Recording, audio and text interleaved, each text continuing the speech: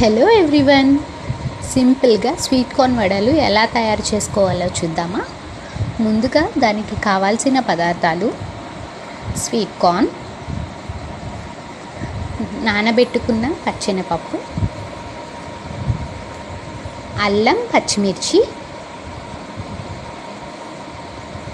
సన్నగా తరిగిన ఉల్లిపాయలు, కొత్తిమీర, పుదీనా. మిక్సీ జార్లో నానబెట్టుకున్న పచ్చెనపప్పు, జీలకర్ర, అల్లం, పచ్చిమిర్చి, స్వీట్ కార్న్, సాల్ట్ ఇవన్నీ వేసుకొని బాగా గ్రైండ్ చేసుకోవాలి.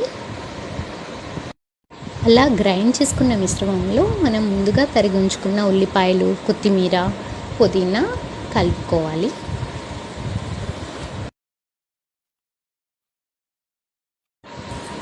ప్యాన్లో ఆయిల్ వేసుకోవాలండి. డీప్ ఫ్రైకి ఆయిల్ బాగా హీట్ అయిన తర్వాత మనం దీన్ని వడల్లా వేసుకోవాలి, గారెల్లాగా. పిల్లలు స్కూల్ నుంచి వచ్చాక ఇలా వండి పెడితే హ్యాపీగా ఫుడ్ని ఎంజాయ్ చేస్తారు.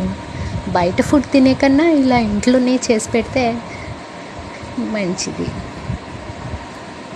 బయట అయితే బ్యాడ్ ఆయిల్ యూస్ చేస్తారు, ఇంట్లో మనం మంచి నూనెతో హ్యాపీగా ఇలా చేసుకోవచ్చు.